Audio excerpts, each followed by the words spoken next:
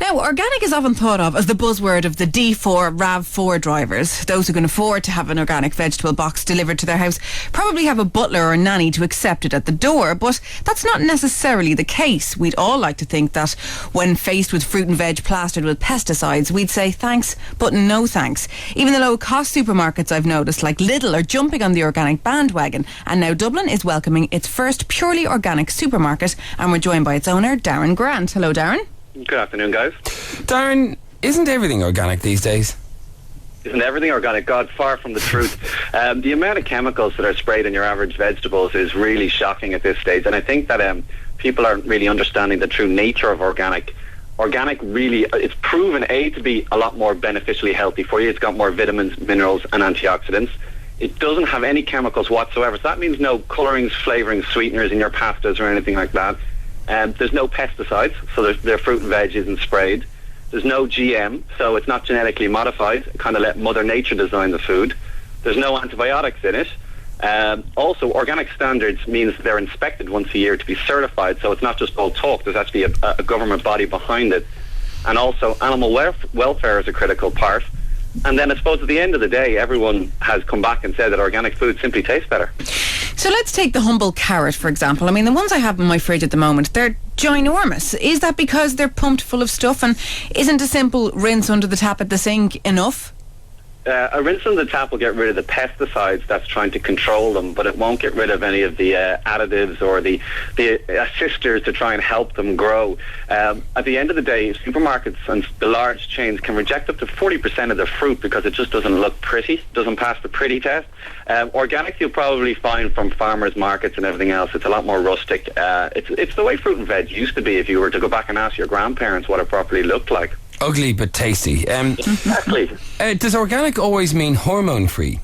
Absolutely, yes. There's absolutely nothing treated. The land itself has to be not used for years with chemicals before it can actually be planted for organic crops.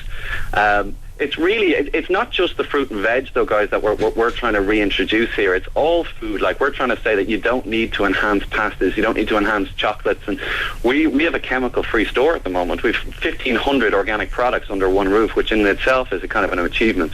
Now, you're out in Blackrock. It is a rather posh part of town, so do you have to have a lot of wonga in the wallet to walk through the door of your supermarket? Absolutely. And you know, a lot of people have been asking me that question. What I've managed to do is, after a year of research and getting the suppliers together, I've competitively priced everything. A couple of the reasons I can do that are, for example, my fruit and veg comes from a farm in Wicklow called Mark Michel's farm. So I have no huge transportation costs. Bringing in carrots from Israel or bringing carrots in from Wicklow, I don't have to worry about this increasing pressures of oil and everything else. So that's one section. And the second section is I cut out the middleman. There's no distributor, there's no wholesaler taking a little bit. So when I've actually priced my fruit and veg at the moment, I've competitively priced it, and sometimes I'm actually cheaper than non-organic versions in some of the major retailers.